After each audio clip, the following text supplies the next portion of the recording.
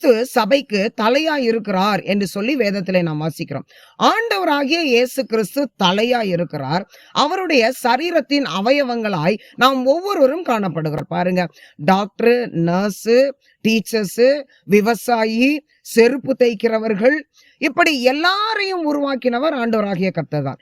இவர்கள் எல்லாரும் ஒன்றுபட்டு உழைக்கும் பொழுதுதான் ஒரு நாடு முன்னேற முடியும். பாருங்க, ஒரு சபையில இருக்கிற அங்கத்தினர்கள், அந்த சபையின் விசுவாசிகள் ஒவ்வொருவருக்கும் ஆண்டவர் பலவிதமான தாளந்துகளை அவர் கொடுத்திருக்கிறார். பாருங்க, சர்ச்சில் அவ மட்டும்தான் நல்லா பாடுவாளா, இவ மட்டும்தான் பாஸ்டருக்கு நல்லா சாப்பாடு செஞ்சு கொடுத்து கவனிப்பாளா, இவ மட்டும்தான் அப்படி பண்ணுவாளா, எனக்கு தெரியாதா, இந்த மாதிரியான போட்டி பொறாமைகள் சபையில இருந்ததே ஆனால் அந்த சபை ஒரு நாளும் முன்னேற முடியாது. பிரியமானவர்களே, ஒரு சிலர் நல்லா பாடுவாங்க, ஒரு சிலர் சபைக்கு வந்து போகிறவர்களை நல்ல ஆகாரம் கொடுத்து உபசரித்து விசாரிப்பதில் அவர்கள் கவனமாயிருப்பார்கள்.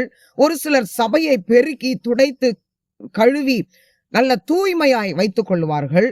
ஒரு சிலர் வாலிபர்களுக்கு தேவையானபடி அருமையாய் சத்தியத்தை சொல்லுவார்கள். ஒரு சிலர் கைப்பிரதி ஊழியம் அருமையாய் செய்வார்கள். ஒரு சிலர் சண்டே கிளாஸ் சிறுவர் ஊழியம் அதுல ஆர்வம் உள்ளவர்களாய் செய்வார்கள். இப்படி ஒவ்வொருவருக்கும் தாளந்தானது பிரித்து கொடுக்கப்பட்டிருக்கிறது. ஆனபடினால சபையில இருக்கிற விசுவாசிகள் ஒவ்வொருவருக்கும் ஆண்டவர் கொடுத்திருக்கிற தாளந்துகளை பயன்படுத்தி ஒருவரை பார்த்து ஒருவர் பொறாமை கொள்ளவோ, ஒருவரை பார்த்து ஒருவர் கீழ்த்தரமாய் பேசவோ இடம் கொடுக்காதபடிக்கு கிறிஸ்து நம் ஒவ்வொருவருக்கும் தலையாய் இருக்கிறார்.